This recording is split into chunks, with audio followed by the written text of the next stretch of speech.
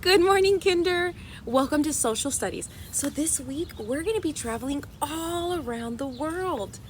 That's right, we're going to be getting our passports and going around the world again. Only this time, we're going to be looking a little closer at the map and we're going to visit all these different places by way of a story. So friends, this is a beautiful book that I'm going to read to you today, and it's called The Persian Cinderella. The Persian Cinderella. Have you ever heard of Cinderella, the story? So this week we're going to be taking a look at a map because we're going to be taking a trip around the world. That's right, we're going to be doing that yet again. And so what I'd like for you to do is I'd like for you to take a look at this map and do you know where we are? Yeah, we're in the North American continent, in the United States, specifically in Texas. And friends, we are going to take a look at this story, this classic tale. I bet some of you already know it, right? And if you don't, that's okay. By the end of this week, you're going to be an expert in this tale. Tale of Cinderella comes to us in this version, most popularly known from the continent of Europe. We're going to color this the color purple. This way we know that this is from where it's originated from, and that's our starting point. So on your map that I have placed in Schoology right down here, you're going to use that color purple to color in this area of the world. Now, can you tell me, is that above us, below us, or beside us? That's right, it's beside us. So as you color it in, look at how great you're doing. Amazing detail, you're doing an amazing job. And you're going to be using this map as we travel throughout the world, listening to these different Cinderella stories. The Persian Cinderella by Shirley Klimo, art by Robert Florzak. The Persian Cinderella.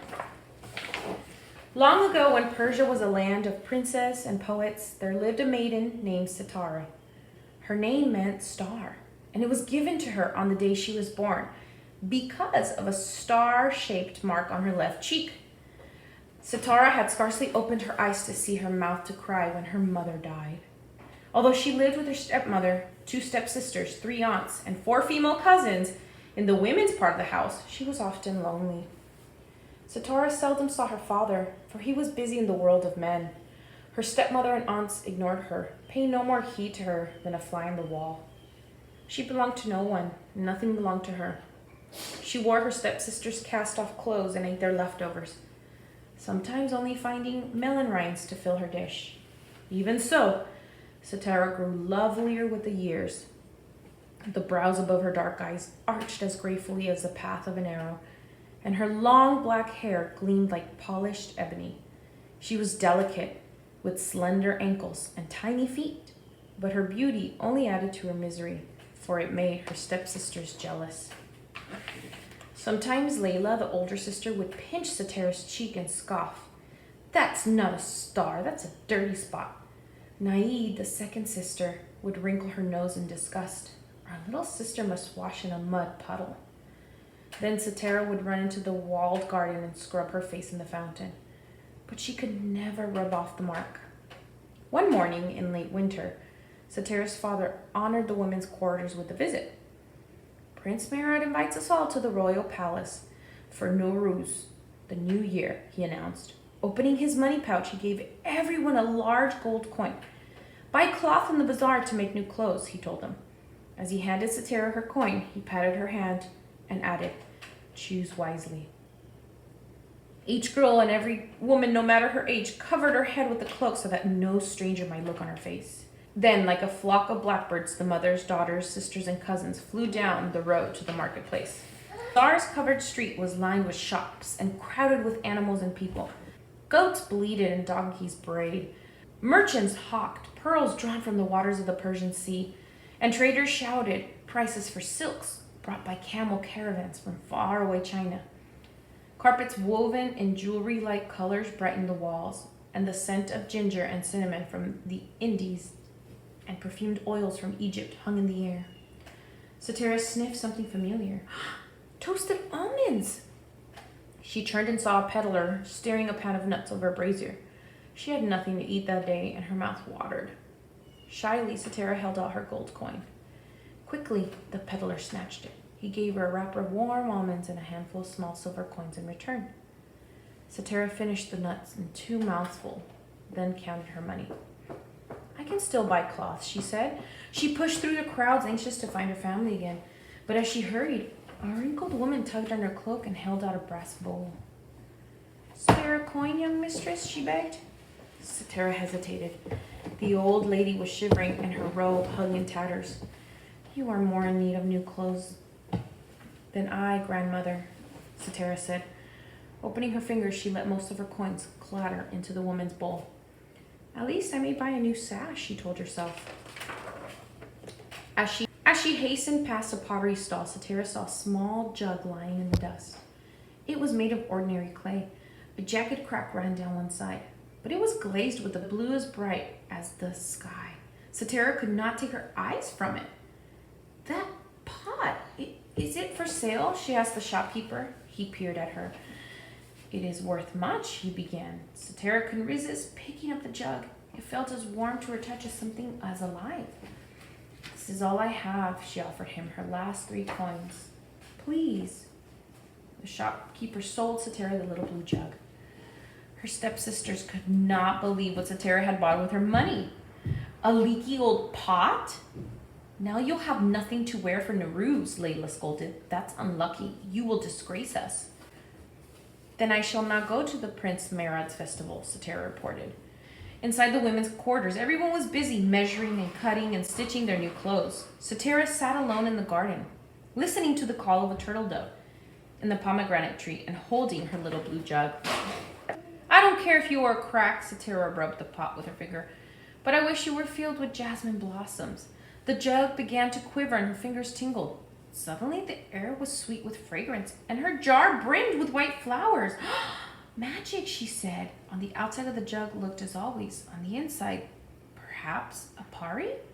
Please, little jug, Satara whispered. I am hungry. A basket of figs and apricots appeared before her. Then she said, Little jug, I am cold, and at once was wrapped in a warm shawl of the softest goat hair. She said, Little jug, I am lonely. The dove flew down from the tree, perched on her shoulder, and cooed in her ear. Satara did not ask for more, fearing her stepmothers and stepsisters might notice. The pari in the jar was her own secret. The eve of the new year, Satara watched while others paraded in their fine new clothes.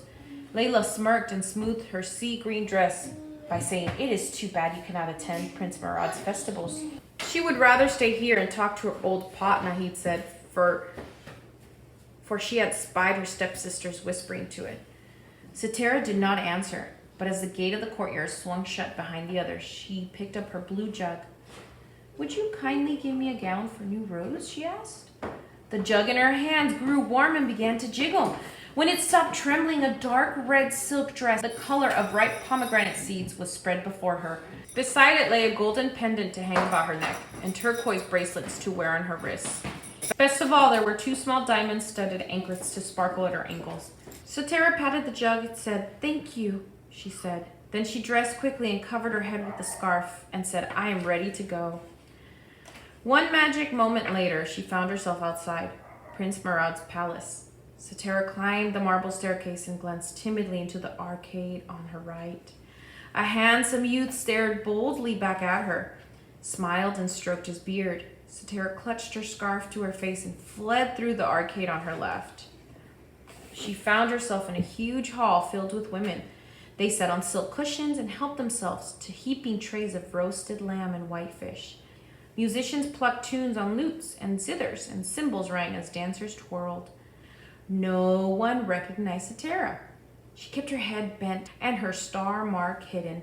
Even Layla and Naid, dazzled by her finery, believed her to be a princess from some distant land. When the rushlights were low, the music and instruments ended. How could time fly so? Cried Satara, dismayed. She would pay a dear price if her stepmother returned and found her bed empty. Satara fled from the palace, running through the twisting streets. In her haste, she did not feel a diamond bangle slip from her ankle. A horse drinking from the ditch snorted and reared. Steady, shouted the stable boy, tugging the reins. He fished the anklet from the water. I must show this to my master. Extraordinary, the horse master exclaimed, blinking at the band of diamonds. I must take this to the palace. A tiny treasure, Prince Murad declared, dangling the bangle from his finger. I must find the one who wore it. I myself will find the owner of that anklet. He ordered her bearers to carry her curtained palanquin to every household in the city. In each she bid the woman to put on the bangle. Prince Menard wishes to meet the maiden who can wear it. She explained. Young and old tried to squeeze into the anklet. They pushed their heels, pulled their toes until their feet were pinched and purple, but not even the thinnest among them could put it on.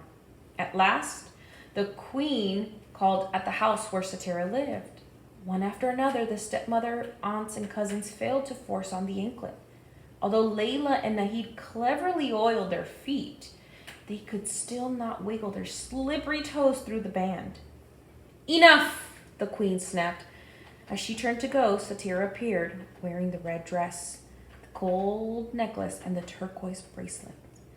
Satira crossed her arms over her chest and bowed to the queen and said, Please allow me, exalted one. Without difficulty, she eased her foot through the diamond bangle. As her stepmother and stepsister shared in disbelief, she lifted the hem of her gown and revealed the matching anklet. Come, said the queen. The prince awaits you at the palace. One moment, if you will, stammered Satira. She hurried to fetch her little jug from the garden. Layla followed and pinched her arm. How? She demanded. There is a pari in my jug. I need only wish. Pulling away, Satira ran to the queen's palanquin. The queen gave Satira a mirror so that she might gaze at the prince's reflection without the embarrassment of facing him. Satira peered into it and caught her breath. She had seen those eyes, that smile, even the beard before. Now he wore a tulip-shaped turban, but he surely was the man she glimpsed at, no ruse. Mehrdad stared back. Satira, he exclaimed, star! Satira had forgotten that he could see her image in the looking-glass too. Quickly, she covered her cheek with her hand. No! Your mark is heaven sent.